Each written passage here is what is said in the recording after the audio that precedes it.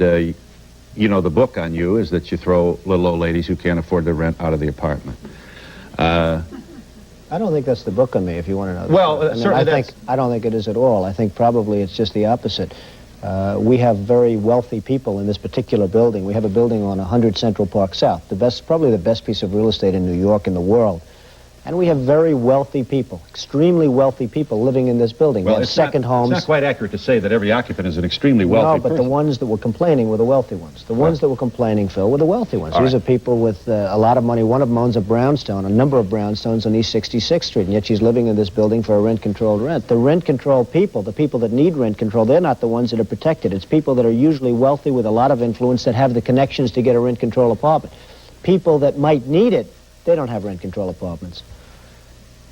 Well, that's a little facile. I mean, it's a little bit like saying, you know, those people are out of work because they're lazy. No, it's I think it may be. Well, first of all, the building on Central Park South has been settled. You own it, and you've made your deal with all the residents. We're very happy with it. Score one for you. Very happy with that. Back to this lawsuit. So you hire Roy Cohn, and he goes to work, and you win it. Cohn doesn't like lawyers either because they always want to settle, and you don't like that about lawyers. The idea of settling drove me crazy. The fact was that we did rent to blacks in our buildings. What we didn't do was rent to welfare cases, white or black. I'd watched what happened when the government came after Samuel Lafrac, another builder, and he caved in and started taking welfare cases. They virtually ruined his buildings. Welfare cases ruined his buildings. Isn't that... Aren't you pretty close here to looking like an insensitive guy from atop your Trump Tower looking down on the Woolman Rink over the vast holdings of your own empire?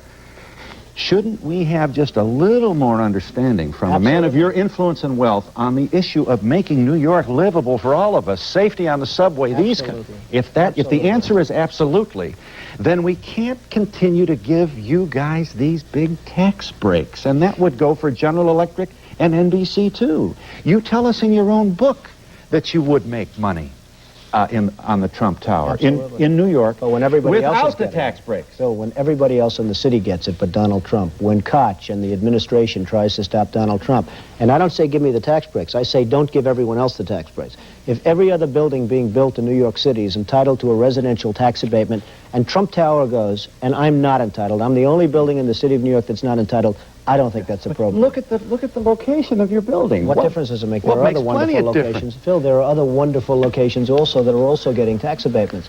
I won the case. They didn't give it to me. It took me 2.5 years in court. I won it 7-0 in 3 different courts, and I'm very happy about it. I didn't win it because I so much needed it as much as because on a moral principle I was entitled to it. If nobody's going to get it, I'm satisfied. If everybody's going to get it, I shouldn't be the only one that's not getting it, Phil. And I know you well enough to know that you wouldn't take it either. If you were in my position, you wouldn't take that. So that's what happened. Hey, let's hear it for the rich folks. But you tell us also in your book, you left Queens and you left Brooklyn for Manhattan to get away from rent control. You're honest to tell us in this book. No, I'm honest. Hey, I'm not running for anything, Phil. I'm not running for office. I don't have to lie in a book. I want to tell the facts, okay?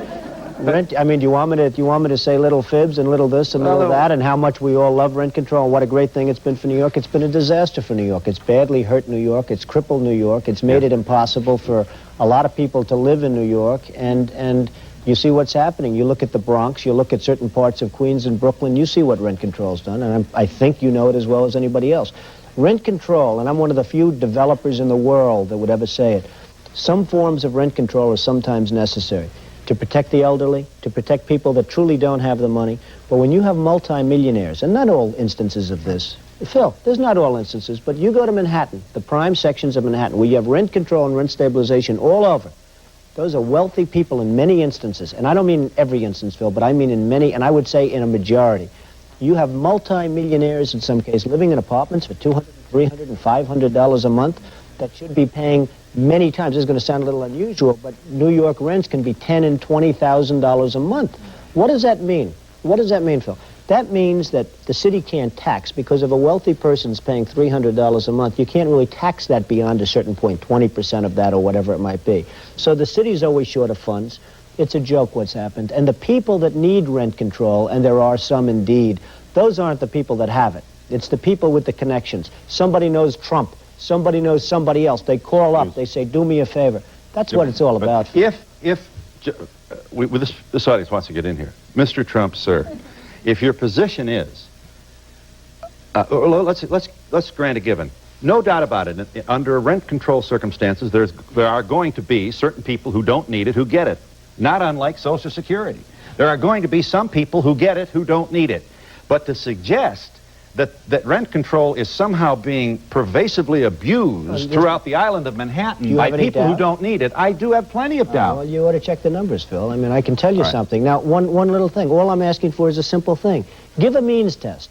If a person makes $150,000 a year working in a big advertising agency, if a person makes $200,000, $300,000, $100,000, $75,000 a year, let there be a means test so that that person will give the apartment to somebody that can afford it if you have to do that, Phil. Why can't there be a means test? Well, why should multimillionaires live for $300 or $400 a month when poor people are paying more than that and have to pay more? And how many people would have to work in the office to determine whether or not people are of means or not of means? And would you build the building? It'd be a very large one, occupied by thousands of bureaucrats trying to figure out who does and who doesn't. You wouldn't. It isn't that simple. Just to, and what you about know the kind of money you're talking about? If you emptied and made available to people that need really this protection, the apartments occupied by very wealthy people.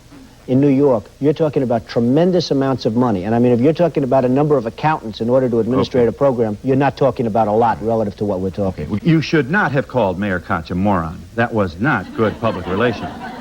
Hey, what can I do? Well, aren't you a little, don't you want to take this back at all? I don't think it's bad public relations. No, I don't take it back. When it comes to running the city, he's about as bad as anybody I've seen. Ed Koch has been a disaster for New York. People that live in New York understand it. Taxes have gone through the roof. Everything's gone through. You have, whether it's a Wallman rink or a subway system, whether it's a school that comes in and takes 8 or 9 years. Excuse me, but here you're out with your folks at City Hall getting your picture taken. Was it good old days? Well, I guess you liked me in those days. No, I just think that, and this is, and I don't think you have to be passionately committed to City Hall or anybody to conclude that this kind of language from someone of your power and influence is not good style.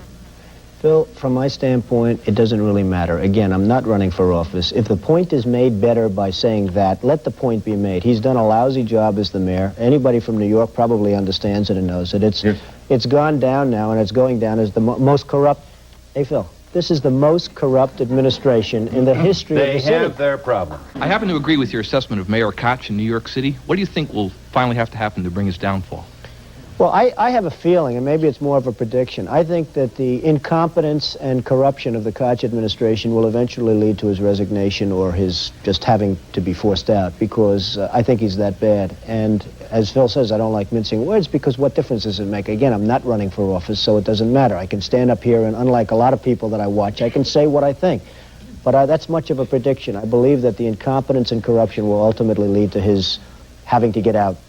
When I see a total ripoff of this country by Japan, where they literally have no defense budget, where we have to borrow money from them in order to get them oil and defend the Persian Gulf, where most of the oil goes to Japan and other countries, not us. We get 4% of our oil. When I see Kuwait, a total ripoff, we're bringing the Bridgeton. You remember the Bridgeton? Their oil minister sat back and he laughed at how much money he's going to make. Why aren't we getting some of that money? Why aren't we getting it? They're taking in billions and billions of dollars. And we can't even land a helicopter on Kuwaiti soil. You tell me that's right. Saudi Arabia, they wouldn't even be there except for us. And in Saudi Arabia, we couldn't even use their minesweepers, Phil. You know it. We said, could we use your minesweepers? Ours are old, outdated, not worth a damn. They said, no, you can't use our minesweepers to protect the Persian Gulf. I mean, it's a disgrace. What's going on? On his enemies. If people screw me, I screw back in spades. I mean, is there something wrong with that? Tell me. Phil, is there something wrong with that? Well, a confrontational kind of, I'll get you used.